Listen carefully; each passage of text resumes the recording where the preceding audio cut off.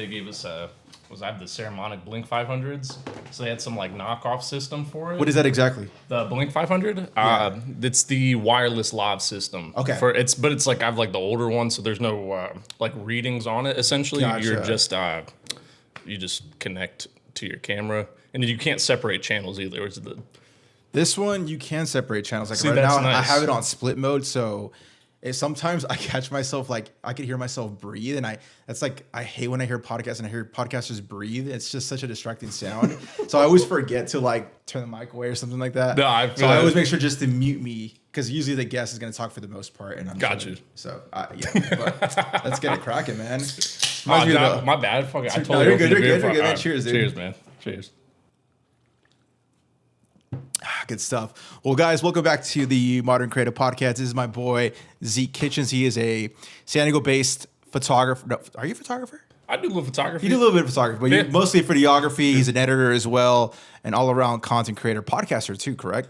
Do a little podcast. I'm trying to. I've taken a nice long pause from that, and I've actually been talking to Chris, the guy who runs Copy and Steal? Yeah, Copy and Steal Live Studios. Yes. I've never communicated. We follow each other. Just like I would like Yeah. to actually meet him one day I because the think stuff you- that he does looks pretty dope, and the studio just looks amazing. That's why I think you guys would hit it off. He's a cool dude, and I think you guys would definitely have a lot of common ground there to talk about. But that's why I love like working with the dude because he's like live production mastermind over there. Right. Which I'm like, to me, I'm like, doesn't really make sense. I will go and help him out with like being like a live camera angle and stuff like Gotcha. that. Oh, so you just kind of pretty much help him out for the most part. Then I'll do like help with like editing like projects and that kind of stuff too. But Gotcha. yeah, in terms of like the on-scene production and pre-production, that's like all Yeah, because him. I see his BTS and I'm like, holy shit, that's so much equipment, so many cords. It's like, bro, I'm just getting anxiety just looking at that shit. Dude, it's and like the way he builds shows too, it's cool because he like throws like he's got all the graphics and everything already in there. So it's like as soon as people walk out the door, I'm like, if they pretty don't much want it, edited if at they that don't want an edit, they can just upload that shit right there. Holy shit. Probably just cut off the beginning and the end. Right. And there's your show. Shit, man. Well, Zeke, dude, it's been a minute since I think the last time we saw each other was from the last recording from the previous podcast, man. It's been a while. How's life been, man? How's work been? What's going on with you, man? Shit. I'm trying to think what I was doing last time when I was up here. I mean, You were heavy into like the music video scene. yeah, I'm still like heavy. And I see you're still like, I feel like you doubled down on it, man. I definitely doubled down on it more now. I mean, because it's like I love doing it, and I was doing a lot of like commercial cannabis stuff for a while, and it was like one of the companies I was working with.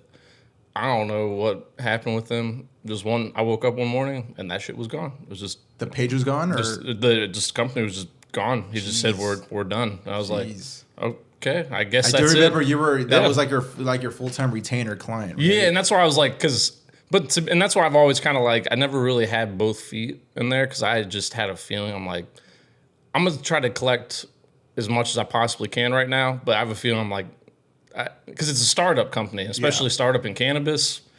Shit, if you make it past that first year, especially in Southern California, I feel like there's a ton of competition. Like I remember I filmed. You got to be real unique. One of my first ever like big gigs, like when I was starting, I did something for BAM. I don't know if you're familiar with them.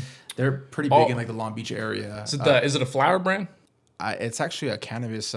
It's a fucking I'm so foreign to that world, man. I don't even know shit about. I don't like know a the proper dispensary terms. or like Yes, it's a dispensary. Right It's a on, right dispensary. on. Got you. And I did something for them. But like, That's cool. They were teaching me and explaining like the differences. And I'm like, bro, I'm a virgin to this, man. I don't even know anything.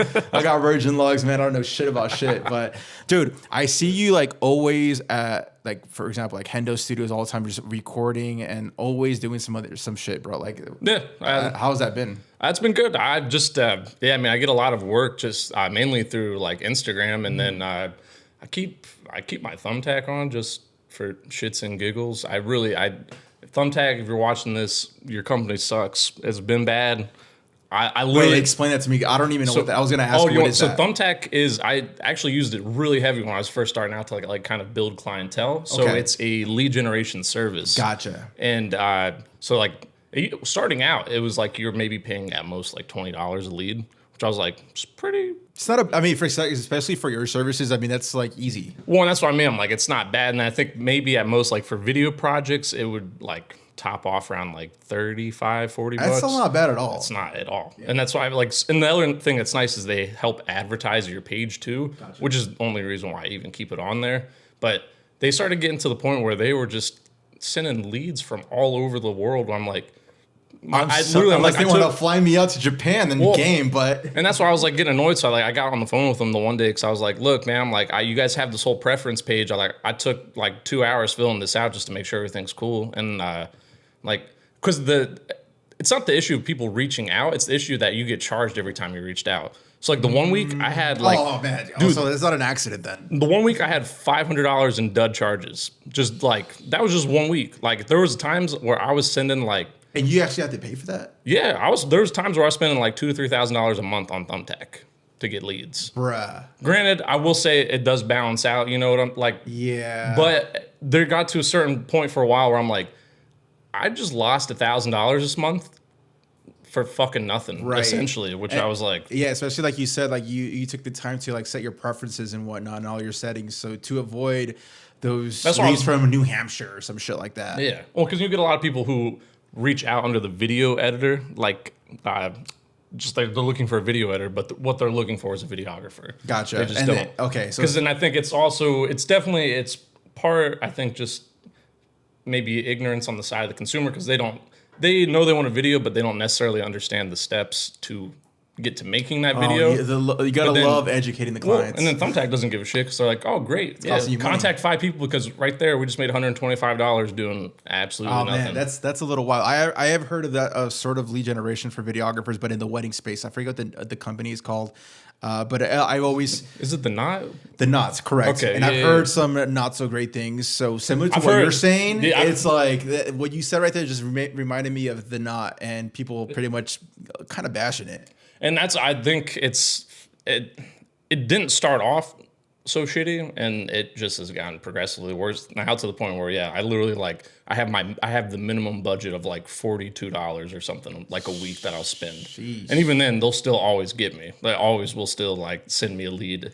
And the leads are legit though. They're not like phony bots or and that's why it's hard for me to I'm not going to close it down completely because I still do get quality stuff from there. Gotcha. And it really, but like on there now I just have my settings, so I'm only looking for like higher paying clients on there. So I'm like, it's not essentially just like my starting package on Thumbtack is like at 1,000 just because I'm like, I know I got to pay like for the lead service and all that kind of stuff too. And then also I don't trust Thumbtack to always send me good stuff. So I'm like, at least I know there's a better chance that this person's going to follow through with the project. Right. But, damn.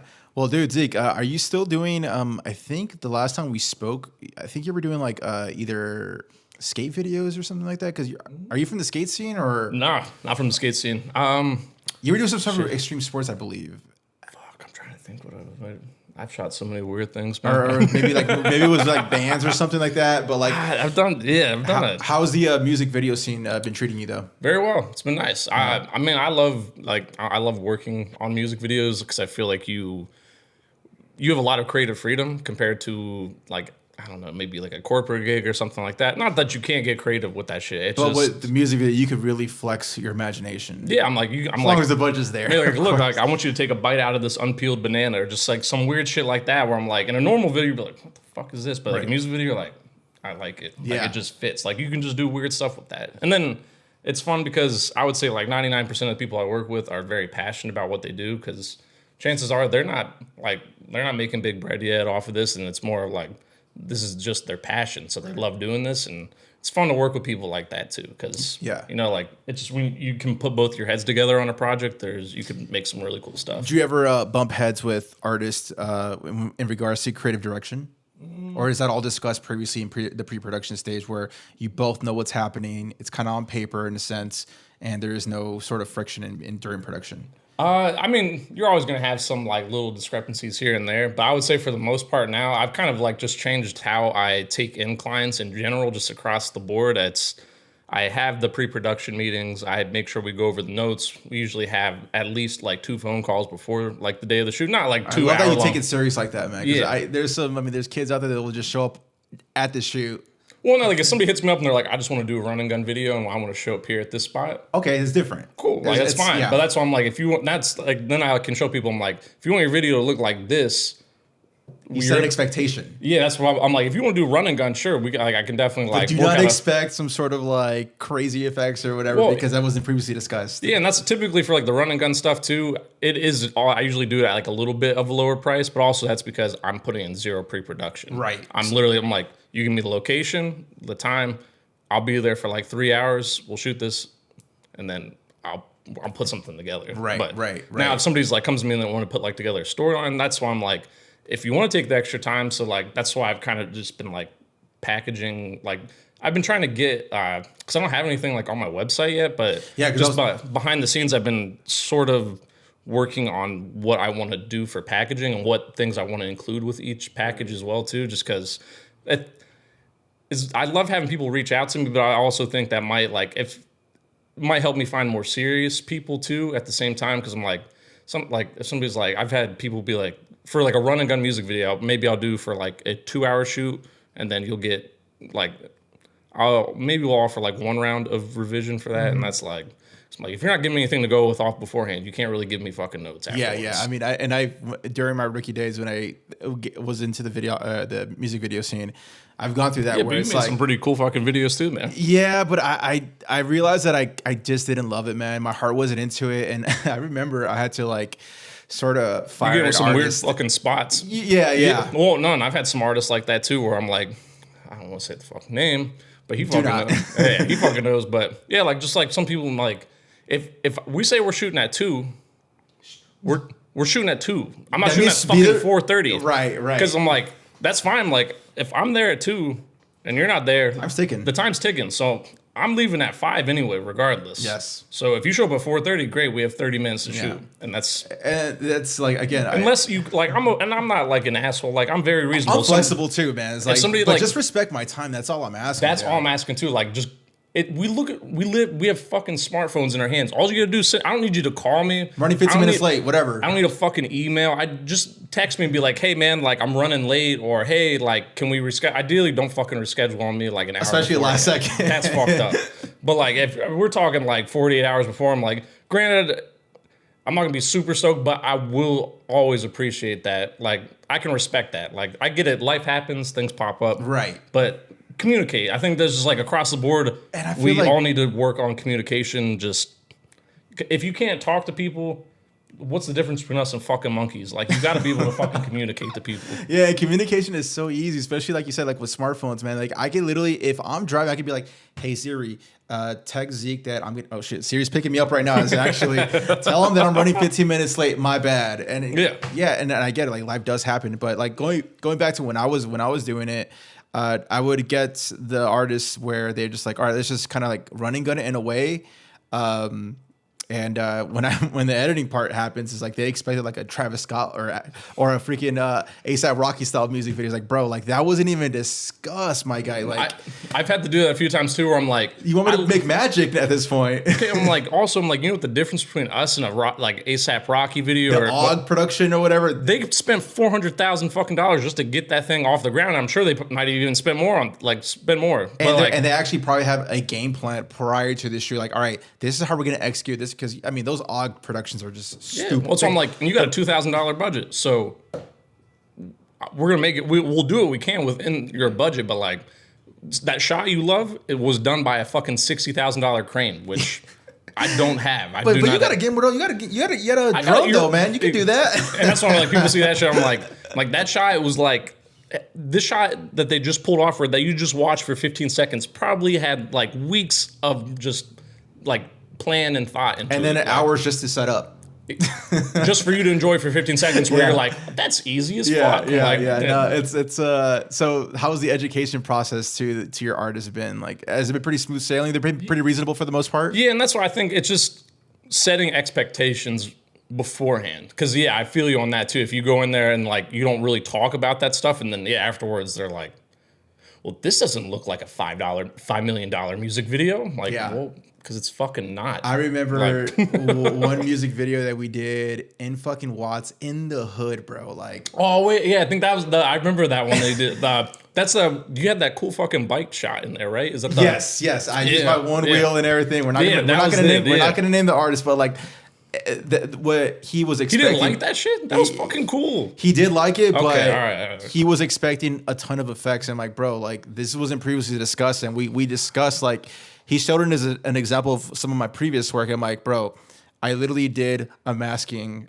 transition. You don't see any other effects besides a speed ramp and a mask, and that's like the very basic shit, you know? Yeah, well, I've had that happen a few times too, where people will send me other people's fucking videos. I'm like, well, if you like that style, go fucking work with that person. I'm like, here's my catalog of shit I've done. This is what I can do. Personally, I'm more of I like practical effects. I like storytelling. And I like making like beautiful shots, because I feel like a lot of times when you see all the effect heavy stuff, it's for people who suck at fucking shooting. So it's just like, yeah, if I throw a million effects in there, you're not going to realize how bad my camera work is, or how bad the camera work is, or the lack of fucking storyline or anything like that. Like, yeah, like if you want to go that route, that's fine. But like, again, that's not me. I've had people do that where I'm like, I just have to turn them away, because I'm like, no, it's not my style, man. For that specific example, we got to the point where it's like, he's like, you know what, man, let's not even deal with this person, because I don't want nothing weird to happen. And we just gave him the raw files. He had an editor, so we saw the video. This shit was garbage, but I bet it is what it is, man. So yeah, I'm really big when it comes to the pre-production.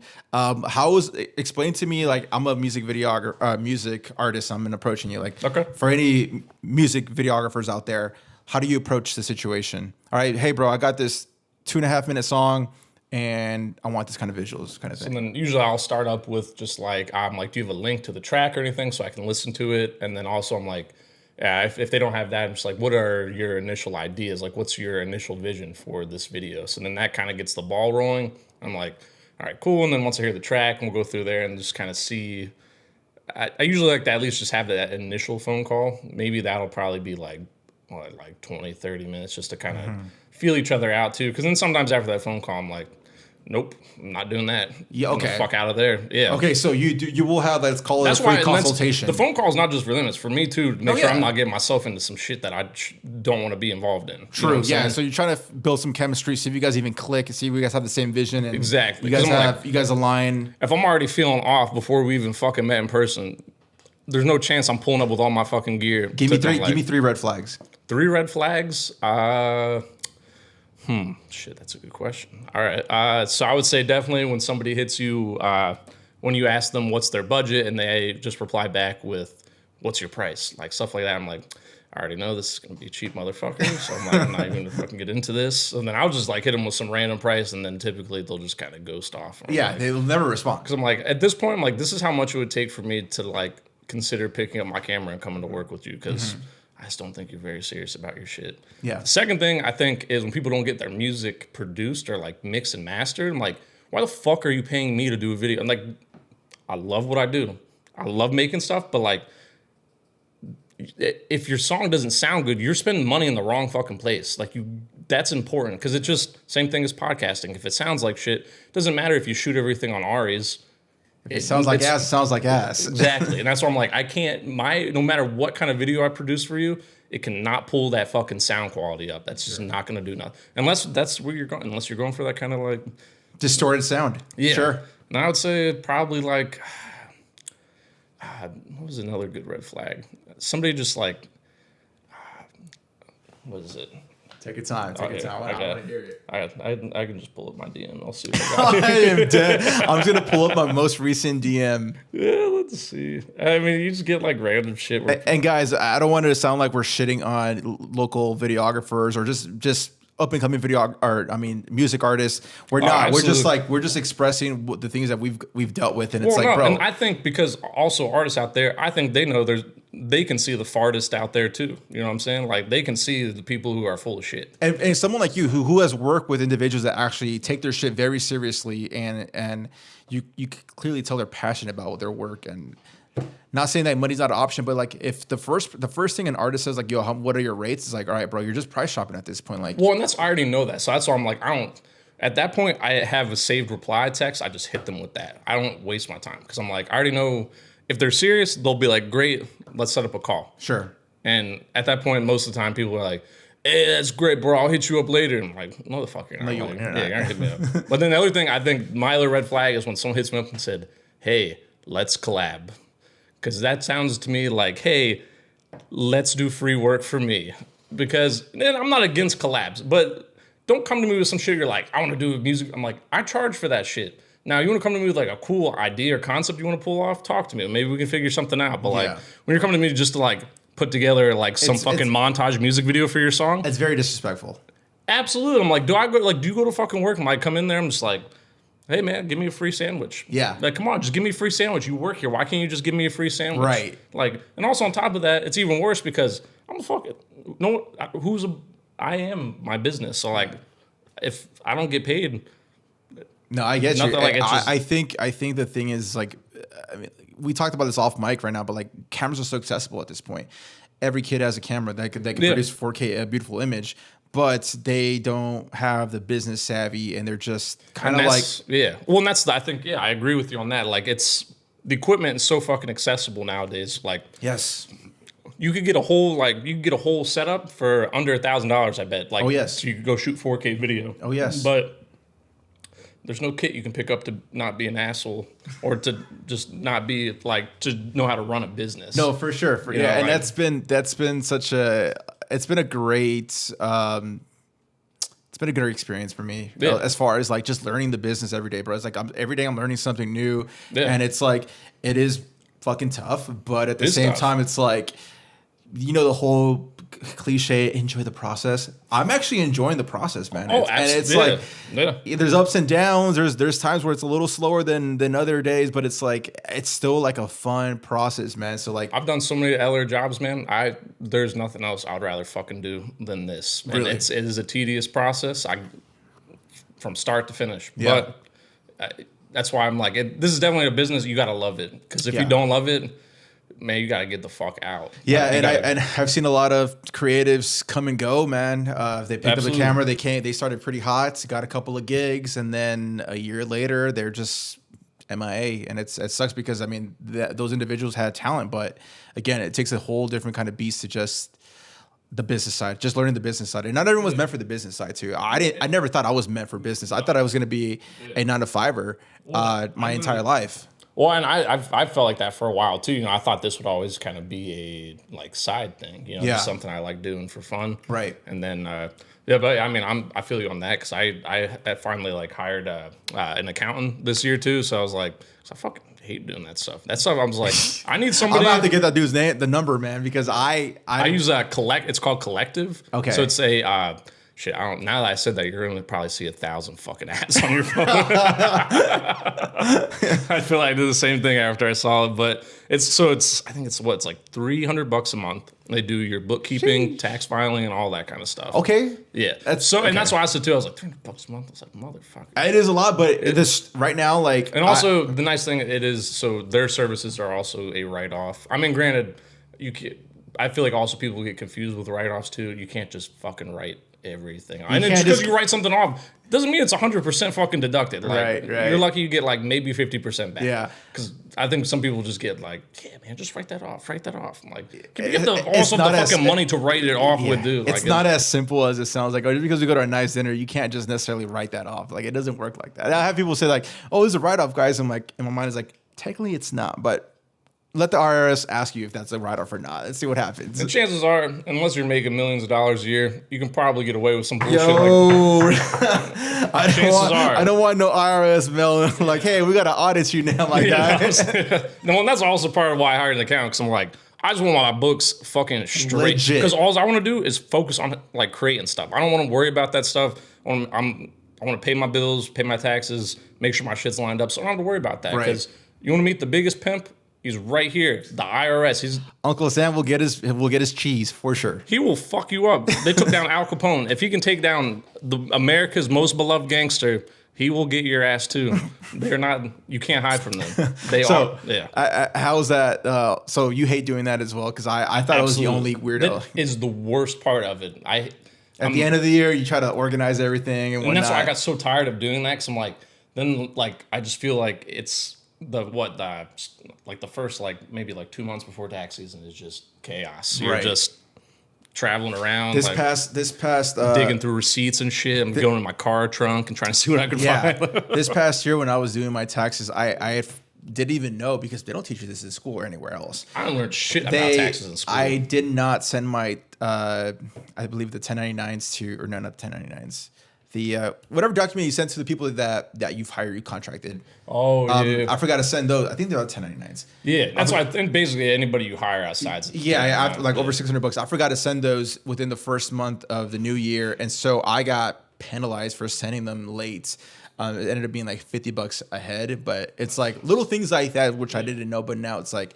And that's why I signed up. So that was the other cool part with Collective. They also run payroll for you too. So they helped me set up my business as an S corporation. Okay. So technically, I guess now I'm the like my only employee of my business. Yeah, so you're sole proprietor. Yeah, I pay myself like a monthly salary, and then everything else I just like leave in like my business bank account and stuff. But they also run through Gusto to do payroll.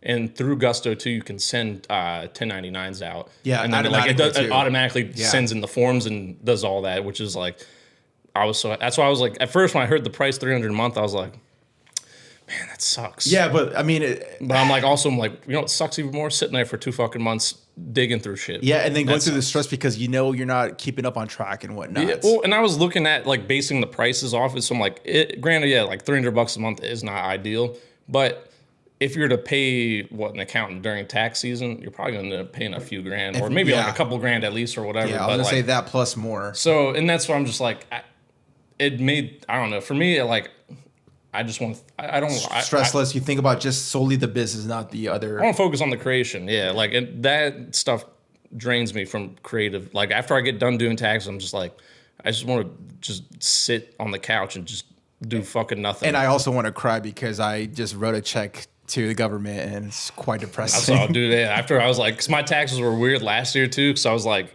the first half of the year I was sole proprietor, and then I switched to S corp. So it just got mixed up. It was like shit. I owed a pretty penny. I saw that, I was like, I think you guys put an extra zero in there on accident. I was like, oh my God. And again, going back to my rookie days, I just didn't know. I didn't pay the quarterly fees, and I paid for the bulky year, which by default you get penalized for that, which I didn't know again. So it's like, bruh, like the little things that you don't really realize. So if you're an up and coming creative, like I know right now you're probably using Venmo and Apple Pay and all that good stuff. Sure, you could get away with that right now, but if you want to grow and scale and make this a still full-time thing, those are things you're going to start thinking about for sure. And that's why I think I'm also looking at getting a HoneyBook like startup.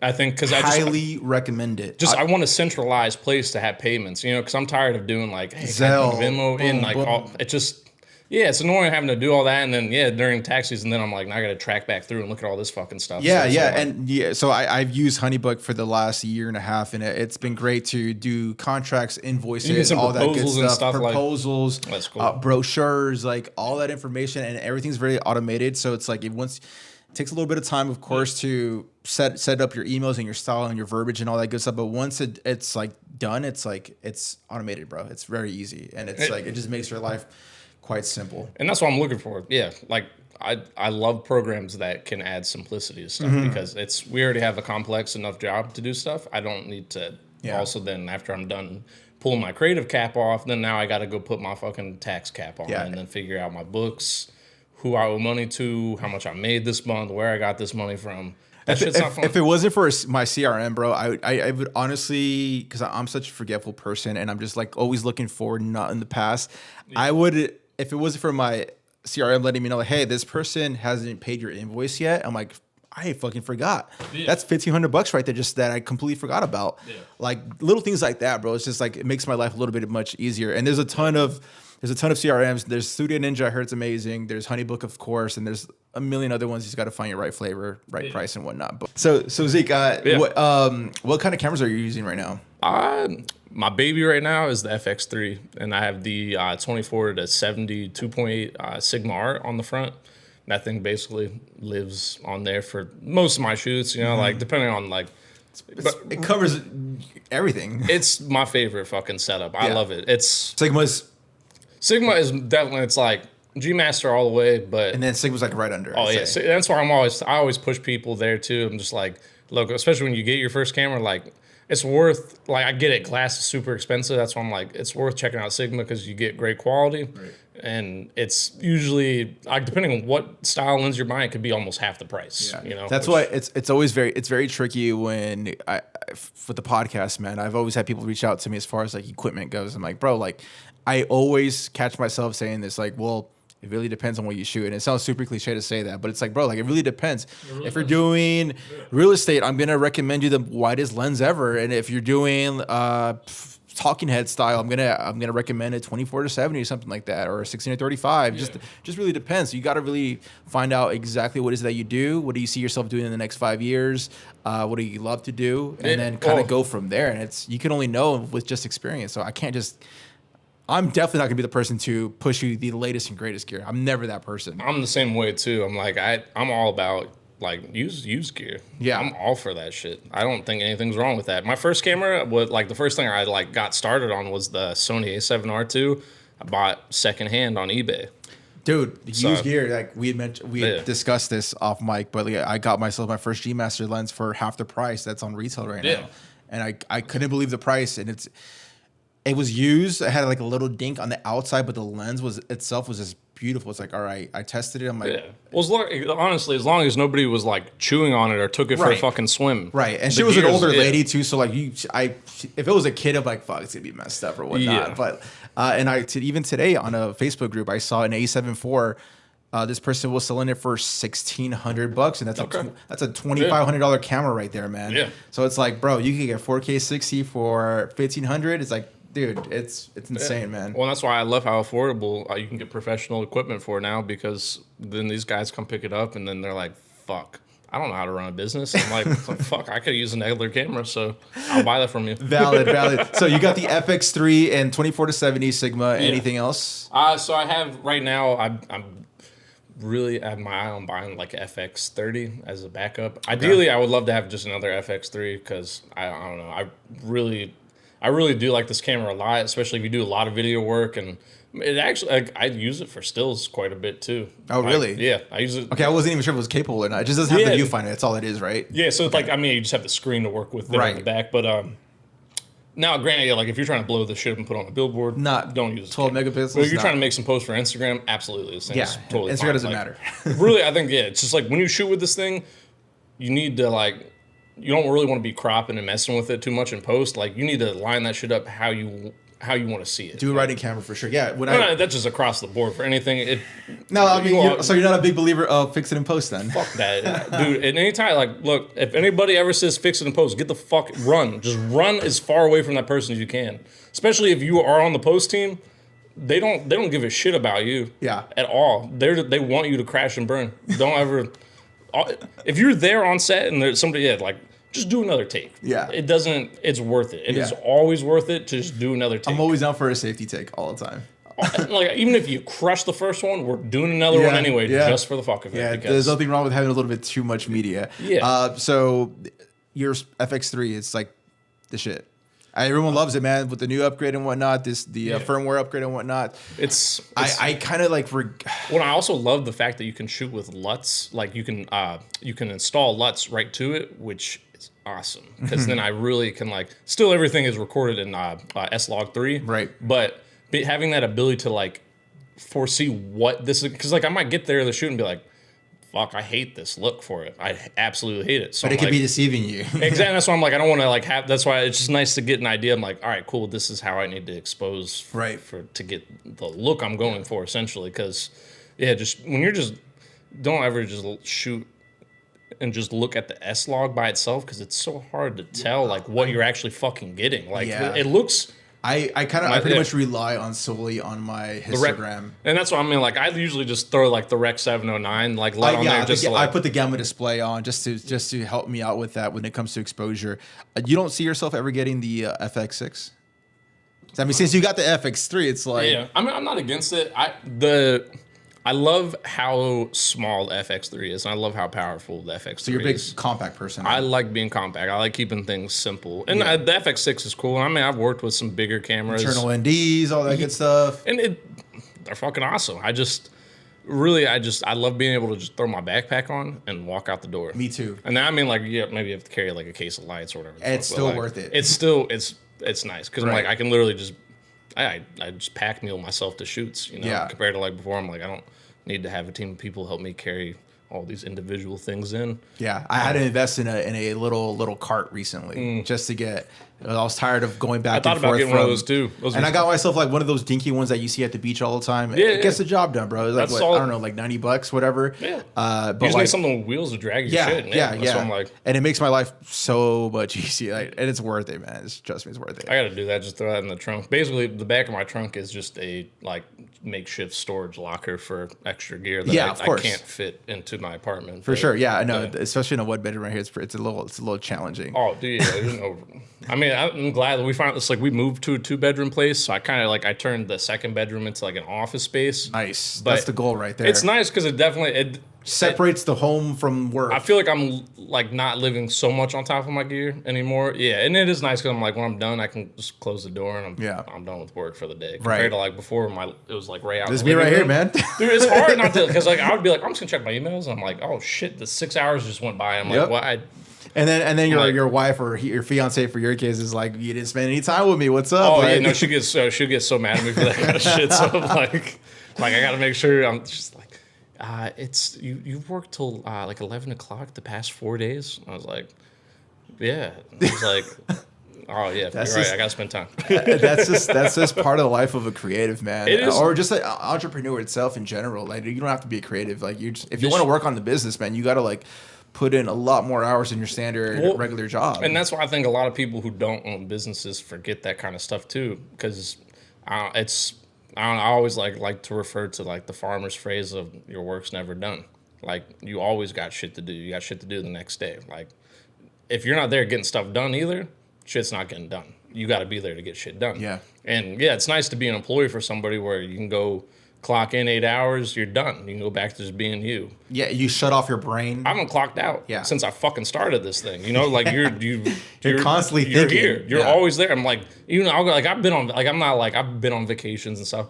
I'm always thinking about that shit in the back of my head. Especially after like a week of vacation, I'm like, I'm itchy as hell to get back and just start doing something. Like I'm the same way. We went to Cabo and we were only there for like 3 to 4 days, but on the third day I was like, I am ready to go home and fucking get after it. Dude, I felt the same when we came back from Cancun. So we planned to go, like, that's where I like proposed and stuff down in Cancun. But even then, by our 4th day there, I was like, I gotta go home. Like, this has been great. I love sitting on the beach doing absolutely nothing for 72 hours. Drinking margaritas from the morning till. It was fun. Yeah, I was like, as soon as I got off the plane there, I went and bought a big ass mojito from like the airport like thing out front. I was like, yeah, man, I had a good time. But also at the same time, I'm like, I love what I do. So I don't really look at it like, man, I gotta go to work on Monday. I'm like, fuck yeah, I get to like work on some stuff on Monday. I'm like excited to work. I found out on Threads recently that what we do right now, since we both you seem like you love what you do, you're itching to go back to work. Yeah, it's like we're technically soft retired right now at this point where it doesn't even feel like work. I mean, yeah, granted you are working, you're putting your 8+ hours a day, but it's like, bro, I could do this all day, every day. Oh, and that's why I'm like, I work essentially every day. Like, Sundays are my days where I kind of like chill a little bit, but I still at least probably work like 4 or 5 hours, if not more, on Sunday, especially Sunday night. Like, as soon as my fiance goes to bed, I'm working till like 3, 4 o'clock in the morning. Jesus. Yeah, I don't go that crazy. Yeah, I don't know. I've been getting better about that too, and been just. So it is important. I was gonna say, how has your work-life balance been? I know you just went to Cancun recently, but like outside of not everyone can just go to Cancun and get in a flight. But like even here in San Diego, like do you just like kind of like chill out or? Yeah, absolutely, man. You got to. I think it's healthy just across the board, not just as a creative, just as a human being, to not like. I love work. I love what I do, but also at the same time, I love hanging out with my friends. I love going to see like concerts. I love going out just drinking, just going out. Going to see a fucking movie, going hiking, just being a human being. You know, it's very important to remember you're a human being. You gotta be a person. You can't be a robot all the time. Yeah, I'm definitely not a believer of the hustle culture that Gary Vee instilled on every millennial at this point. That shit's toxic as fuck, man. Yeah, I agree. Yeah, if you're a lazy motherfucker, yeah, you should listen to some Gary Vee. That might get the ball rolling at least. But like for somebody who's like up, you get your shit done, taken care of. Like I don't think Gary Vee's gonna necessarily like be a very big connect for you. And he also, I mean, he's a cool dude. I agree with you though. His approach to it is like, I'm not somebody who likes to be like screamed at to get shit done. Yeah. Very military style. But like he's even said it himself where it's like, so dude, I want you to get to the point where you stop watching my content and you're like, you don't need me anymore. Yeah. You're motivated enough and disciplined enough to get shit done. Well, and that's why I fucking love Gary Vee too, man, because he's a very real dude. And granted, while it's like his style of content is not necessarily like something my cup of tea, you can't not respect. I mean, I'm always gonna respect someone that's fucking grinding and pumping so much content, like, because even for the podcast, man, it's very tough and challenging, man. Even just getting people aligned to like coordinate schedules and whatnot. But it's like at the same time, like I just find it very rewarding, and it's just a fun ride on top of the work that I have to do. This is just like I could be working on edits right now, but like. This shit fulfills me, man. This like fills up my cup, man. Because not every day I could just go to an exotic place and do some travel content. I can't do that every time. Yeah. But like this is sit down and have a conversation with somebody. Yeah. And especially with creatives like this, because like we both understand the world that we're in right now, and it's like it's very hard to communicate that with a random person, a family member, or even a friend, because they just don't understand the world that we're in. Like, sure, they may be in some sort of business, but like the creative aspect is a whole different animal. Oh, and I feel like the same, because I've even like just with my fiance, we've definitely gotten some like arguments over that. She's like, you're working too much, like stuff like that. And it's also hard for me to like explain like work stuff sometimes to her too, because it's just she doesn't come from that world. But then also, it's kind of hard to like. We've definitely had some like back and forth where I'm like. She's like, you always are working this. I'm like, so it has to get done. Like, if it doesn't get done, nobody else is there to do it. Like, for you, I'm like, you go to work. If you don't get something done, you have somebody else there after you who can help pick up the slack. I don't have a fucking elf sitting in my closet. Yeah. Like, I wish I had magic elves sitting around me like, oh, Zeke fell asleep at his keyboard. Well, he'll pick up where he left off. Like, it's not what happens, you know? I've definitely had that conversation with my wife many times. Like, he's like, bro, like you'll never understand what I have to go through. Yeah. And I'm not trying to shit on anybody. It's not even a knock. It's just like, you just won't. Like, you have the luxury of shutting off your mind at 4 p.m. That's when you clock out. And it's like, granted, like I chose this. I know what I put myself into it, and I don't mind it, but it's like you kind of have to ride with it. Like if this is what we're gonna be, you know. Well, and that's why I meant like we definitely have had to like that's why like typically like we'll like try to make like time for each other like on the weekends and that kind of stuff too, you know. But like during the week, I mean shit, man, I work at least 10 hours a day. Right. Like Monday through Friday, at least 10 hours, so if not more. Are you still one man banding it as we speak? I mean, I've like hired out sometimes for stuff, like, you know, like if I need like a second shooter or anything like that. But PA, whatnot. Yeah, for like the most part, I would say, I mean, just I don't have like a official like employee or nothing. I just I like have some contractors that I might work with here and there. Especially in your field of work of the music video space, it's like it's not copy and paste kind of thing. It's very personal. It's very custom, and it's very tailored to that specific artist. So you can't just give it to someone, even someone that specializes in music videos. Like even translating those ideas to him, it's like, to me, I can't put it in words. I can only display on the keyboard and my monitor. That is my biggest problem, man. It's so hard because I'm like, as much as I would love to send it over to someone else, it's just it doesn't feel right. Have you tried it?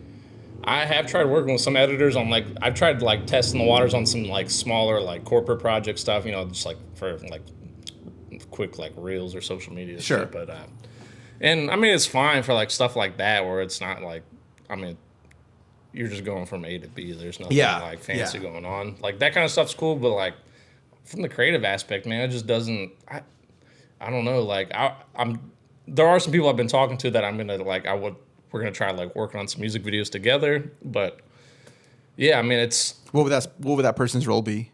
To also like the more I'm really like looking for help like with like editing essentially, because like if I had somebody that like I could really trust with editing, I could shoot like 24/7. I love editing too. I can't. Editing is a real work, I always say. Absolutely. Oh, yeah. Shooting, it can take a physical mental toll, but it's like, again, like you said, I can shoot all day, every day, editing, that's like the real work. Editing, that's where you're bringing everything and you're sewing it together. Yeah. And it's a hard. puzzle. It is but also that's part of why I love it too, because it's like you get to put that puzzle together and it's exciting. And when you finish it, it's like, damn, I did that. Well, and that's for me too, like it's once I really start, like once I sit down and sink my teeth into a project, I can like I'm there. Like I can knock that out in like a session or two. Sure. Depending on like obviously the length of it and whatnot. But like typically for a music video, the hardest part is getting started.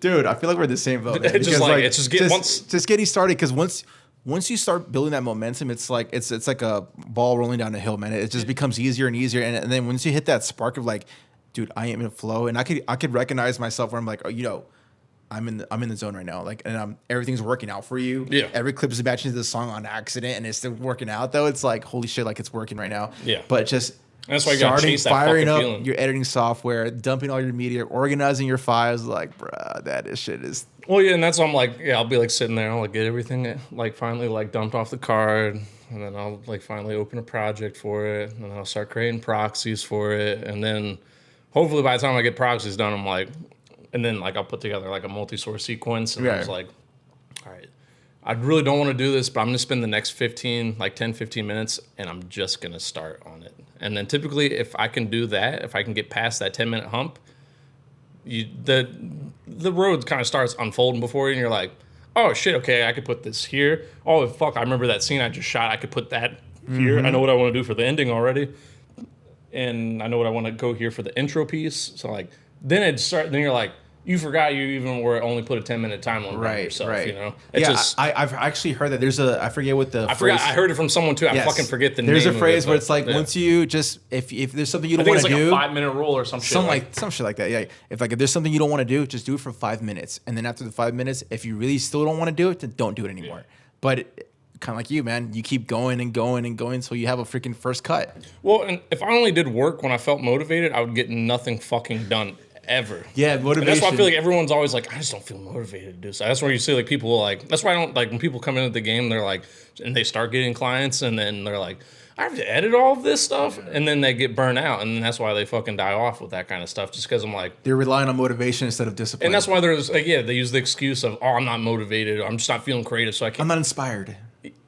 The stars aren't aligned. Welcome to the fucking shit show, buddy. I'm a Sagittarius. Sometimes you got to start off uninspired to get inspired. You got to start where the fuck you're at. That's why I sometimes work pretty good. Like whenever I finish a project, I always tell my clients, I'm like, okay, guys, like I personally work off better on a deadline. Give me a rough cut deadline that you want. If it hasn't been like talked to in the pre-production, because I usually put some numbers and dates, but sometimes things don't work out. I'm like, give me a deadline, and like, okay, can you do it within 5 business days? I'm like, bro, I'll get this shit done in 48 hours. Like, relax. Yeah. Well, that's why I always tell people 1 to 2 weeks. Typically, just to cover my butt. Just cover my ass. Yeah, because sometimes shit happens. But everyone's always and if by the rare chance I have to take more than 2 weeks, you will know more than a week in advance. But also, everyone loves getting shit early. So if I tell you it's going to take 2 weeks and you get it in a week, you're going to be fucking ecstatic. You're going to wow them. And that's why I think it's always important to remember, too, when you're getting into it, under promise, over deliver. Whether you're doing video, making graphics, photos, fucking selling cheeseburgers, whatever the fuck you're doing, just undersell, over deliver. I'm a big advocate of that too. Yeah, that's why when someone says like, oh, give me in 5 days, I'm like, I'm gonna get this shit done within 48 hours, and they see it. I'm like, oh wow, we didn't expect it this fast, but this looks amazing. I'm like, I wanted that to happen. Exactly. And then you're always gonna remember that. And so for the next project, like, you know what? This Zeke fellow, he got this shit done so quick and really professional. Was very smooth sailing. Like, let's keep hiring this guy. Well, and that's sure, he may not be as cheap, but like at least he'll get this shit done in a fast, professional, and efficient way. Well, and that's, I think, once you really start building relationships with like just businesses and brands or just people in general, you know, like they see that and they're like, they know you take that shit seriously, and they know, yeah, like I could go hire some other kid and do it for half the price, or maybe even less than half the price. But that's a gamble. But then also you're like, one, do I know, is the project going to come out how I'm picturing it to come out? And two, do I know if I'm even going to fucking get the project? Because I think I've heard a lot of people talk about where they just don't get anything. And I think that's like... And it gives us a bad rep. Yeah, and that's why I'm like, I couldn't... Yeah, because then people are like, oh, like weird about like... At least, so like now I started doing... I take a 50% deposit up front just to secure the date, and then I take the other 50% on the day of Production. the shoot. Because not typically, no one's ever fucking waiting for me. I'm always waiting for other people. So I'm like, you can pay me, and then I'm gonna make sure, like, if I said 2 weeks, it's gonna be to you in 2 weeks, maybe less. That's what it is. Like, because I just don't like having to, like, before when I was doing it, I was like, you can just pay me after the project's done. And then I'm sitting there 2 weeks after the project's been done, still waiting to get fucking paid. Right. So I've learned my lesson many times in the very beginning. So what I implement, since we're talking about art methods, I do to lock down the date. It's 50% up front. I just do 50-50, man, all around, man. And that's why I like keeping it. To be honest, now that I've been doing that, shit's smooth. And now I can, like, weed people out. I'm like, if you don't put a 50% deposit down, I know you're not serious about this shit anyway. Facts. And I'm not interested in working with you. Like, and I got this from my buddy Mar, man. Shouts to him. He's been a guest here. It's 50% to lock down the date, and then the day of production, you get the remaining balance. And if there's any, like, additional revisions that you guys have previously discussed, that's going to cost a little bit more. That's a separate invoice. Well, and that's why I always tell people too. I'm like, typically, like, most of my music video like packages come with like 2 rounds of revision. So I'm like, right. Anything outside of that, then I'll break down, like, we'll either do like an hourly charge, or depending on how much more editing really needs done too. Yeah, like, yeah. It'll just be like a flat cost. But. Yeah, because there's been cases where there's projects where are literally kind of like you said, I'm waiting on them to freaking give me a feedback or something like that, and waiting for content or the project is pretty much 95% that I just need their approval, but they don't get back to you. And it's like, thank God I got paid in full, because imagine if I was in a pinch where I need to make rent or something like that. Yeah. Like I haven't got paid from this person, but the project's right here sitting. I'm just waiting for them to say yes or no or whatever kind of thing. Like, I'd be screwed. So it's like I put myself in that mindset. I'm like, all right, what if that were to happen? I'm not letting that happen. I'm gonna get paid in full the day of the production. So in case shit like does happen, like there's like 4 projects right now that are pretty much done and ready to deliver. That's like there's one that's like literally over a year old. Yeah. And the weird thing is those clients, they see my story every day and they still don't ask for the project. Like, bro, I've sent you multiple follow-up emails like, hey, project's ready to roll. I just need you to see it, check it out. Yeah. It's just wild, man. Yeah, and I don't know why people are like that, but also I think it's just really important to remember, though, it's no one else gives a shit if you get paid or not. You need to fight for you. So, like, it's just, and I'm not everybody is. You're not gonna. Most clients will be cool with it. Like, I always appreciate people I don't have to, like, hound down and, like, track. And that's why it's nice just taking the money up front now, because I don't have to do that. I don't want to have to hunt you down and ask for cash. Like, it doesn't make me feel good. It's uncomfortable. It's just weird. So it's awkward. Just, and you shouldn't feel awkward because it's your money. Well, and that's also I'm like I provided a fucking service. So I really, at the same time, like at first I started to feel bad, and I'm like now it's fucking annoying to me, because I'm like, do you just walk in Target and grab whatever the fuck you want and walk out and you're like, I'll pay you in 2 weeks? Yeah, like whenever I fucking feel like, no, you don't fucking do that. So we're gonna treat this like Target. You're gonna fucking pay me for the shit up front. And then you can leave my store. I don't care. Yeah. Go ahead. Yeah, it's weird. I feel like, and if there's anyone listening, man, I really would love to hear in the comment section. Like, I wonder if I feel like this is just only in the creative space. Like, I can't think of any other profession that kind of does the whole invoice system like that. Like, I feel like even when I booked my whole wedding stuff, everything was paid in full.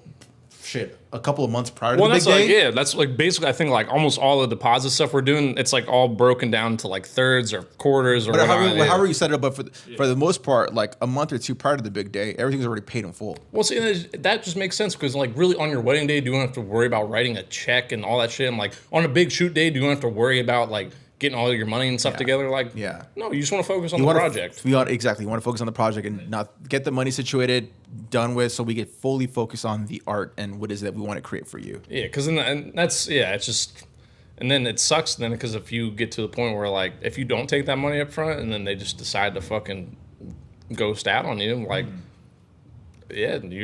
you're stuck. I mean, you can go to court and all that, but like, but that costs money. That's what I'm saying. Yeah, like, and it's not really worth it, unless the project was like $25,000. But which, come on, now. Well, that's. I mean, I'm like, shit. That's shit. Like, I have had that issue with like one of that, like with an edible company. Like before, they still owe me money, but like. Yeah, I luckily I didn't turn in the work, but still doesn't it still doesn't matter though anyway. Just like, it sucks now I got all this fucking content that I didn't get paid for. But, but that was my mistake. And it just sucked, because it was a weird situation, because it was people I've worked with before, so I didn't really like, that's why I was I was vulnerable. Comfortable. Yeah, I was comfortable. I was like, they'll pay me. And then it happened. I was like, they didn't fucking pay me. I was like, okay. I'm like, all right, well, all right. I guess I'm out. But Yeah, it's I've been in that situation too, where it's like, oh, we worked 5 times. Like, oh, at this point we have a good correlation. We see eye to eye, but then sometimes they just ghost you. I'm like, oh shit, like I got to treat this as a business. We're not friends. Like this, we're just associates. Well, and that's why I feel like if it's people you've worked with multiple times and stuff, you get. Not that you can't be like comfortable and like have conversations and stuff, but like, yeah, I feel like really you got to treat the shit as a business if you're serious about it. Cause like you always have people coming in that are like, I love your work. I love this. And like the people are coming to butter your fucking biscuits up to think they're going to get something free out of it. You know what I'm saying? You get that shit too? I used to, but I like, we should collab on something. Yeah. I love it. I love all the stuff especially with you because you work right. with like the music video and you work with like models and whatnot. Like I kind of like steered away from that because I was seeing that a lot and I'm like, I don't want to be. Well, and it's also, I'm like, it's just disrespectful across the board. Not like to me, to the artist. I'm like, they paid me to come out and do this shit. And like, also, I'm like, do you think I just like, and I do this shit for fun, don't get me wrong. Yeah. But also at the same time, like, let's be adults here. Money makes the fucking world go around. We gotta, like, I gotta feed myself. I got bills to pay. I got shit coming up. Like, I got a wedding plan. Yeah, that's what I'm saying. Like, yeah, that's what, like, you just, everyone needs money. Like, let's be realistic. Like, I'm not out here, like, trying to do a fucking collab with you when I could also have, like, thousands of dollars worth of edits. Yeah, I know, man. It's the collab's got to be really worth it. Like, I mean, recently I did do a collab for, and I'm not exactly like I don't mind doing. I got to see like past the just the shoot. Like, the way I saw it is like, all right, what is gonna if come I do this from collab, this? Yeah. I'm gonna meet a network of people that could potentially use my services. And guess what? When I was there, shook a lot of hands, kissed a lot of babies, passed out business cards, and now I have a few people in the pipeline as we speak for that one free shoot. It's got to make sense. And exactly, and that's why I'm like, see, like that's what a collab is. Like where both parties are benefiting from this collab. Like it's like, sure, I'm getting a free shoot, but you're gonna meet my network. I'm like, I do want to be around your network because I know the people you work with have cheese, and I want to be part of that. You know, I want some of that cheese for myself. Well, and that's why I'm like, you like, and that's why it's like, I've done. Yeah, so I'm all for like, I'm not. Nothing's wrong with free work, but you really, if you decide to do free work, you really need to sit down with that person and discuss and like really just make sure like, does this fit? Does it benefit both parties? Is this exactly? Because then if you're just seeing where it's like more of a parasitic sort of relationship where this guy's getting all free work from you and he doesn't even fucking tag you in a video. Like, you know, so I'm saying, like, you got to be careful with shit like that because I've noticed that you work with pretty much the same people over and over. So that's a good sign that you guys have some sort of good correlation, good relationship. And they obviously respect you and your work. And obviously, I'm sure you guys have handled the business side where it's like, all right, it's fair. We're good. There's no weirdness in between or kind of thing where someone might ghost you or whatnot. Yeah. And how have you been able to nurture those relationships? Shit. I mean, I think I like really like learned that from like my mom too. My mom does weirdly enough, my mom sells key fobs and stuff online, but she's just always like, she's a very like entrepreneurial person. She's done X, Y, and Z, just all sorts of random online. Like she's a very big like e-commerce sales, but like one thing I really like learned from her is just like the money is in repeat business. Like just across the board to have people coming back to you. Like it's great to have new people coming in. Like don't get me wrong, like I'd love having new clients come in. But really like to have people like on a monthly retainer, to have clients that just to build that trust and to like really know each other and build that relationship because they know what to expect. I know what to expect from them.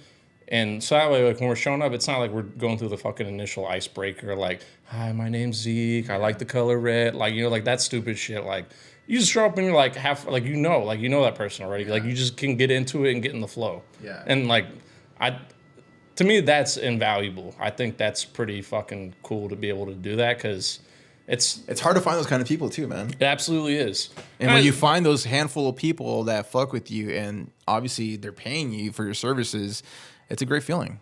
Absolutely. And that's why I think like the people I work with on a consistent basis, I really like love and appreciate these people. One, I mean, these people help keep food on my table, like first and foremost. So like, I think really when you are getting into this business too, you need to really like remember it's a service business. We are serving other people. Granted, yes, you don't maybe have a boss or nothing, but your boss is your client essentially. If you kind of, I guess, think about it like that, you want to treat them like gold. These are the people that are investing their time and money into you as well. So yeah, and it's very easy to slip up and ruin your reputation too. It takes a long time to build that reputation. So it's like you have a standard to hold at that threshold. You got to keep it there every day, all the time. And that's why I really when you're born, you got your word and your balls. Those are the two things that are yours. That's what you got. Anything else you gain from outside sources, essentially. So like, you got to keep your fucking word. If you say you're gonna do it in 2 weeks, do it in 2 fucking weeks. You said you're gonna show up at this time, show up at this time. You need to be like, if you say it, do it. Yeah. Don't because otherwise it's just fucking words. Like we got enough fluff floating around. We don't need extra fluff. That is true. There is a lot of fluff in the world already, man. Well, damn, Zeke. What is it if there is a young creative that's trying to get into the music video scene? You need top 3 tips for them. Top 3 tips. Well, if you're just getting started, I would think maybe find a local artist or band or whoever, like just local musician. How do you find them? Definitely Instagram. Just reach out. Like if you're in San Diego, do like hashtag San Diego artist, hashtag San Diego music scene or something. Like just look, and then people sleep on Facebook all the time. Facebook's fucking. It's still live. Facebook is I find I get a lot of shit from Facebook too. Interesting. And that's why I think it's like people think it's like some old person thing. And granted, a lot of the users are older, but like also at the same time, there's still millions of people on there who are looking for work and are putting their stuff out there. It's just another platform, and I think why not use it if you have that opportunity to use that platform? You can really reach out to them like, I love your guys' music. I want to work with you guys.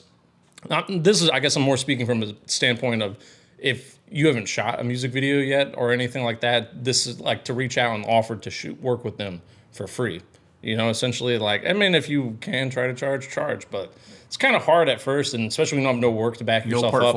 You gotta work for free sometimes. You gotta eat a little shit at the beginning. That's just... That's something I literally told this to a buddy right now via text. I'm like, he's like, I don't have no portfolio, dude, for this specific niche. I'm like, go to mom and pop shop, bro. Offer either a free video or a very cheap video for them to say yes. Yeah. And there is your portfolio and your experience right there, man. And that's why I like, hey, even now, if like I want to do something, like say I want to do something with jewelry or some shit like that. Yeah, like I would start small and work up from there. Like I have no background in that, so to me, like to try to charge the same price as I would for maybe normal like corporate shoot or for a music video, like it wouldn't make sense, because I don't even maybe know what work is that all entails. What it takes, yeah. Okay, so you reach out and you offer them a free shoot. That's tip number 1. Yeah, so I would say, definitely don't be afraid to do some free work. And then 2, if you say you're gonna do it, just do it. Be a man of your word. Be a woman of your word. Whatever you are. Do what the fuck you say you're gonna do. I don't care. Just do it. If that's what you said you're gonna do it. And if something comes up, I get it. Life happens. I think I guess my second point would be to be open to communication. Be good at communicating with those around you, especially to your clients, the people you want to work with. You really need to just having open communication across the board for your family, love, whatever relationships. It's going to be beneficial to you. Just learn how to express yourself, learn how to talk, and learn how just to get what's in here, outside here, so people around you can understand what the fuck is going on. Because I think a lot of people just get stuck in here, and we're not all in your head. It's only you up there and whatever other voices you got floating around. Yeah, definitely, like you said, take yourself seriously. Pretend like you are working with your favorite artist in the game right now. I don't care if you're working for free pizza. Treat that shit as like it's $1 million freaking transaction. And I think that's kind of been my case for everything. I treat everything exactly the same. You come at it with the same like passion and intensity. It's gonna like you just gotta treat it like it's your first job. I don't care how small the budget is. I'm treating this like $1 million transaction. So when eventually I get to that level, like I am mentally prepared for that. I'm treating this like every other job. I'm not getting I'm not going to become small because I see a big number, because I treated this from day one. Well, and think about it, like look at it, if it helps you, as paid training. You're getting paid to like really like That's what I was trying. Yeah. You took the words out of my mouth. Yeah. Paid training. Yeah. You're training yourself. You're getting paid to learn a new skill or a new something. Like it's just don't be afraid of that kind of shit, man. It's like you got to get out there. Yeah. No, I totally agree, man. It's quite honestly, it's quite simple. It's very simple, man. Like I said those exact tips to my buddy today on the phone, and it's not that hard. It's just, again, like you said, like you can't be inspired to do things. You need to freaking do the work, man. It's a numbers game at the end of the day. Yeah. And then with those big numbers, you're eventually going to find the niche and avenue that you love to really do, and then you're going to find those specific clients that are going to appreciate you to the point where they're going to start hiring out for 6 months in advance. Well, and you got them as a retainer. And that's another thing you have to remember too, is like, even though maybe that client might not hire you again, or they don't have a need to hire you again, they'll tell other people about you, just word of mouth. Like if you do a good job for somebody, and so, like say one of their friends like, oh man, I'm looking for, I got to shoot my new like single coming out. Like, oh, I worked with this guy back then, and then that's like word of mouth is also a very valuable source. It's the best freaking. Well, and I feel like you start off on such a good foot because you already had somebody who's like talking good about you. Yeah, and that's a great. And then you already have a little bit of trust built there too, because Yeah. they're like, I saw his work, what he did for him.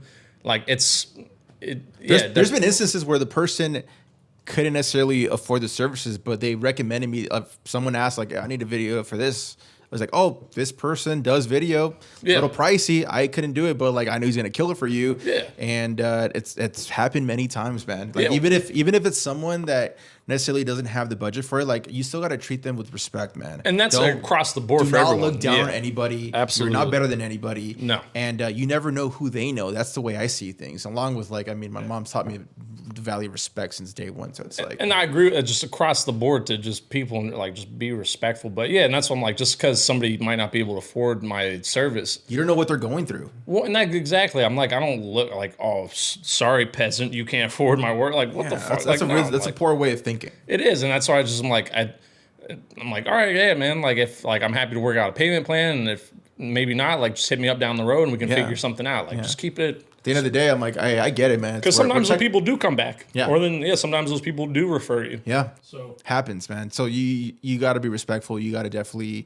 don't be too cool for school. And get off your fucking high horse. Yeah. Just because you own Stay a 4K humble. camera, Stay hungry. it doesn't mean you are the shit. Like, I don't even think I am the shit. No. Like, Well, that's what I was gonna say. I Like, don't think you think that about yourself. Absolutely like, not. That's No. why No. I kind of fuck with these, because like you're just humble, man. Like you've created some crazy shit, man. It's like, fuck, man, this is sick, man. Like I love, and then when I talk to you, it's like you're just like a normal person, man. I mean, there's always like, I don't know, I feel like there's always room for improvement on things. So I'm like, even after I finish a project that I love, I'm like, it's like, I could have done this. I'm just like, sit there. That's why I'm like, I like to, don't get overconfident in yourself. Never. I still get butterflies before I go to shoots. Like, I still get, like, I think it keeps you on your toes. Like, don't go in there thinking like you got the biggest dick, basically. You want to walk in there, just be yourself, be confident, but also at the same time, like, you got to be flexible too, because a lot of things happen. There's a lot of moving parts on set. Someone might be late. Someone might be too drunk. Somebody might be this or that. Like, things never go according to plan. You got to be like water. Just be willing to fill whatever the space is in front of you and just work through it. But I was gonna say, like, my third tip. Don't get caught up on gear, because I think a lot of people are gear whores and they're just like, you have to shoot this on a red, or like, I've seen some people like, just like, yeah, this bad boy just makes movies here. I'm like, just because you have a nice camera doesn't mean you can put together something nice. It absolutely doesn't mean that. For example, we've been working with Fit Expo quite a bit. Was it you had Sam on here before? Yes, I have. Yeah. So I was like, so I'm working with Sam, and that's like one of our like shared clients is Fit Expo, and they had this group come down before, and these guys were like charging like, I think they're like charging like an arm and a leg. Yeah, just way too much for what the deliverables were. Yeah, because like they were just supposed to get like a 3-minute like recap of the event. Okay.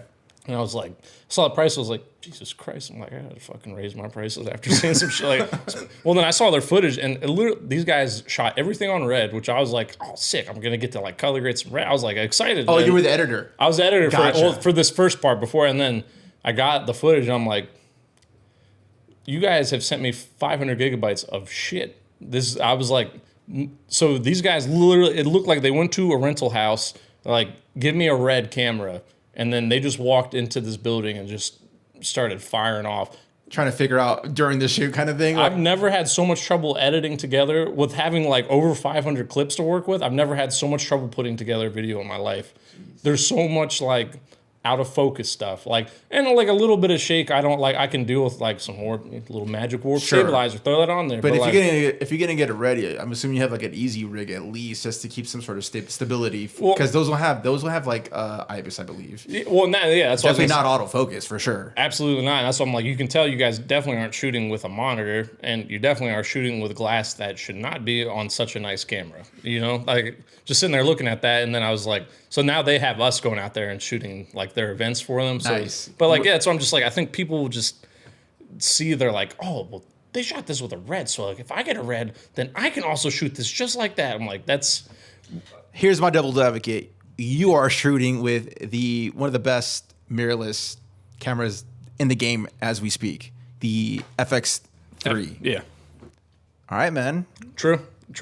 I feel you on that. I guess it is. I definitely could be a little hypocritical. But the rebuttal for me, I already have your answer already, man. You started off with the A7R2, which is an old ass camera. Yeah, and that's why you built yourself up to the point where it's like, you know what? I am past this camera, kind of like similar to me with my A7 III. Yeah. I am past this camera. Like, I need something a little bit more that offers a little bit more for what I want to do. Yeah. So I had to get on the A7S wave. And that's why I'm just like, there definitely comes a point where, yeah, like the equipment does matter. What you do use does matter. But like, if you're just getting started, really, I think it's more important to learn how to be a storyteller. If you can still tell a beautiful story with a $300 camera, I think that's light years more important than going out and spending way too much fucking money on gear to start up with when you don't even have an idea of what you want to shoot yet. And I'd say this too, bro. You can still get away with shooting 1080p at standard HD. Like, first of all, I don't know about you. Most of the shit I export is still 1080. I shoot I it in 4K. was just gonna say that to you. Because if I send my fucking client a 4K file, they'll be like, they're not gonna know what to do. How do I get this on my phone? I'm like, good luck getting 26 gigabytes onto your fucking cell phone. Yeah, like, right. You can delete Candy Crush and a few of your other favorite apps there to get that there. But So I edit in a 1080p timeline. The podcast is edited at 1080p as well. Yeah, well, I'm like, so you can get away with 1080 slow motion. Like, it's guys, 4K isn't the end all be all. Trust me. No, well, that's why I think people just like, well, my camera can shoot 4K. I'm like, well, now great, you have a 4K piece of shit. Congratulations. Like, that's just like, people get so caught up on those terms where I'm like, you're really forgetting the root of this all, and that is just the passion for putting together a story. Yeah, I would definitely, along with putting together the story, because story is, at the end of the day, is everything. I can't think of that. There's a YouTube channel, though. They've done a few challenges where they do, like, they give a beginner, like, a $50,000 setup, and then they give a pro, like, a $600 setup. I've seen a few channels do that, like Full-Time Filmmaker and stuff. Oh, that might be it. That sounds familiar, yeah. So I was like... I mean, yeah. And that's why I just think that's, like, to watch something like that, I think really that's basically, if you watch one of those videos, that's kind of the point I'm trying to get at. I think it is the shooter, not what you're shooting on. Yeah. You know? Learn the triangle exposure, learn how to frame. When you do want to start charging more for like serious jobs, then the equipment does matter. Yeah. You can't charge $8,000 and then show up to a shoot with a fucking Rebel T5. That's just, Unless you're just if you are a fucking genius, you can pull it off. I'll shut the fuck up. Yeah. Like, I'm not. If you can do that, do it, please. Show me, and then I'll shut up for sure. Absolutely. I'm just saying, like, I think most people, there definitely comes a point where you're like, you want to invest, and it's just learning to invest in yourself too. I'll Fuck, I don't care what to tell the story.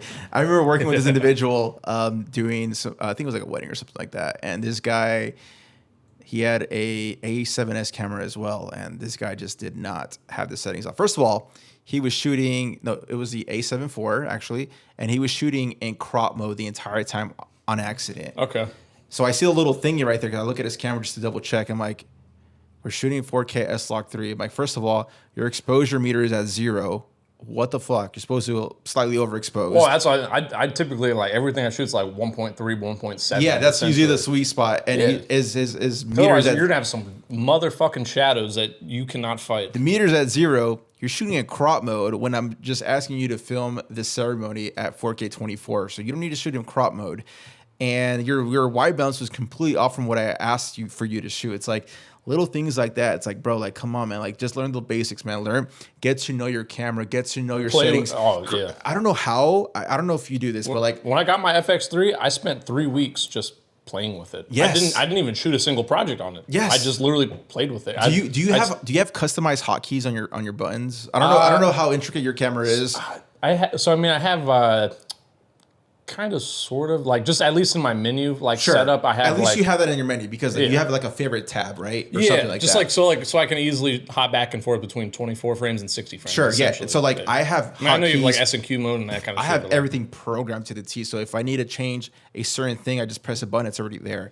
Where some people I'm like, hey dude, like I don't know your camera, I don't know how you program it, but go to these settings and he's trying to go through like the 10 pages of folders, and like I don't even know because whatever I have is under my favorites tab. I love Sony, but Sony is the least fucking user friendly camera ever invented. But they're the Android of cameras. Okay, that's a good way to say it. But to be fair, you could also customize your actual menu system to your liking, so it's easy. So I have it programmed. Yeah. I don't even know my freaking the categories and whatnot because I have everything literally under my favorites or under my functions button or under my hotkeys, and so it's like it's like I know exactly where it's at and I memorize it. So when someone gives me a camera, it's like, fuck, man, I need to figure it out because I don't know the standard defaults. See, that's like, especially I've had people hit me up and they're like, well, what if we shoot it on my equipment instead? I'm like, still the same fucking price. And guess what? It's probably going to take us even longer because I don't know your equipment. Right. The reason why my shit looks like it does is because I have the equipment. I know the ins and outs. That's why I'm like, this thing might as well be attached to my fucking hand. I think you're going to say something else. Yeah, I mean, that too. Like, I know that shit, man. Like, that's just like, it's just, and I think, that it really is important no matter what gear you do have, learn that gear. Learn that. Because like, if you can master a T5, I promise you're going to feel a lot more comfortable picking up an FX3, FX6, picking up an R. Like, you're going to feel a little bit more confident because, granted, yes, while the interfaces are different, you will know the basics. And I think having a camera like that really teaches you the importance of knowing the basics and like knowing your white balance. Like, especially when you're working with other people, it's very important to make sure your shit's synced up. Yeah. Like, because if I'm shooting something that looks fucking tungsten, he's over here shooting something looking like we're in the moon, it's not going to be good in post. Because you can only bring that shit back far. I remember doing a wedding and the exact same shit happened, bro. Anytime I shoot with someone else, we put that shit on. We're going to Kelvin. We're gonna both sit here and fucking look at the screens until we both can find something that's pretty goddamn close. What you just explained is exactly what happened to me. The dude looked like he shot it in a moon, where mine was according to tungsten. So I want it to look nice and fucking warm and beautiful. I'm like, I don't want to feel like I'm in Twilight. No, the dude just messed up. He once I saw it, I called it. I'm like, bro, why is your white balance like this? Like, oh my god, like you can fix it in post, right? I'm like, well, I got no fucking choice at this point. Like I got to do it. Yeah, and that is the beautiful part about S-Log3. I will say it gives you a lot of fucking flexibility, but still, like. Ideally, just do that shit right in camera. I'm a big advocate of getting shit done right in camera. I'm not a believer of fixing in post. I'll do it if I have to, but I know fixing in post that's your Hail Mary last fucking that is your Hail Mary. That's all. That's what you're like. I got nothing else in the tank. Yeah. Let me see what I can do with this. Right. But ideally, that's why when I go out and shoot, I overshoot like a motherfucker. Like okay, I'm the opposite of that. So really, it's like when I do music videos, I make them do full. We do music videos different. Yeah, so like music videos, I make them like we're gonna do like you're gonna be so sick of singing your fucking song today. Like we're gonna do 30 full takes of your song today. Yeah. And I don't a variety of frame rates from 24 to 60 to maybe 120. And we might only see this for 1 second, but we're gonna run through the entire thing. Covers your butt and you have a lot more flexibility. Yeah. But like when it comes to like even in a wedding or if I do some corporate stuff, I have even trained my beat shooters so much to the point it's like, bro, do not overshoot. Like you know what I need, so just freaking do it. Maybe do a couple of takes if you need to do that, but that's as far as it goes. Yeah. So every wedding, bro, like I get when people outsource me for just the shooting aspect of a wedding, and they ask like, oh, what's your average like file sizes or whatnot. I'm like, oh, for the most part, I usually shoot around, this is 4K 60, 422 10-bit. Yeah. For the most part, we're looking at around 60 gigabytes. And they're like, what the fuck? Like, I shoot double that. And it's it's like, bro, like, I just know what I need, man. Like, I know I don't need to overshoot. And each clip is going to be like 5 to 8 seconds, maybe 9 seconds, unless we're talking in like about ceremonies or like toasts and whatnot. But it's like, I just know what I need. Well, and that's, I think now that I've been implementing more, like being heavier on pre-production with people, that definitely helps out a lot on shoot. Because then I know what I'm looking for exactly. When I'm going out and doing run and gun stuff, that motherfucker. I guess a little different. I barely turn record off. That thing's just running the whole fucking time. You know what I'm saying? Like I go in there, I might have like 200 clips to work with, and we'll see what's in there. Right. Granted, there's probably like 70 just dog shit clips. Yeah. But that's part of the. Same thing with taking photos. I might take 3,000 photos, and in there, I might find 100 that I like. That's me with photos, because I don't consider myself a photographer. But if someone asks me to take some photos at a video shoot, I'm like, sure. I mean, I could take photos. I know how to take photos. Yeah. But I'm like spraying. Well, and that's like, and then I'm like, fuck. I look at my catalog, it's like 500 plus. I'm like, Jesus, I'm only looking for like 3 photos. Like, and that's also like I love about digital shit too, because I'm like, unlimited. Fuck, why not? Yeah. Like, worst case scenario, I'm just gonna throw that shit out. Like, I would much rather just sit there and like have to cull through 1,000 shots and know I'm gonna have what I'm looking for, than being worried about like, fuck, I don't know if I took enough shots. I don't know if I got what I needed. Question. Are you shooting with Tough A cards or SD still? So I do have one tough card, and then I just have a plethora. What's the file size on that Tough A? I think it's just 64. Sheesh. That's ballsy. Yeah. And you don't cap it off at the codecs you're shooting at? No. Really? Yeah. All right. Well, so you don't technically overshoot then, because 64 I feel like is nothing. So especially for your camera. But if I do fill up my 64, then I switch over to my SD card. SD card, okay. Yeah. So that's like that's the night I like the FX3, because I can put 2 SD cards in there. Dual slot is the best. Yeah. So I'll usually have that one first, and then I have like a 256 I have a 256 gigabyte V90 card. I'm assuming. No, so that's the I forget what it's in there. It's 256 gigabytes. Yeah, because for the A7S, I use 2 V90 cards, which is like the little brother to the Tough A cards. Okay. And 256 as well. So I mean, they're like pretty much $1 per gig. Yeah. So I was dumb one time. I bought a fucking Tough memory card, and I was stupid because I was like, "Oh, this is a great fucking deal." It's just like a indestructible SD card. I was like, oh my fucking god! I was like, this is not like right now. I can fucking run my SD card over. When would that happen? You know, it's gonna leave in my pocket. It was like save me one day if I get shot. You know, it's like my SD card stopped. Well, Zeke, it's been a pleasure having you, man. It's been a pleasure reconnecting you again, man. We got to definitely link up again. If you guys want to reach out to Zeke, if you're an aspiring music videographer, this guy has all the answers for you. Reach out to him. His link will be in the description. And definitely tap in, man. Zeke, it's been a pleasure, man. And we'll catch you guys later.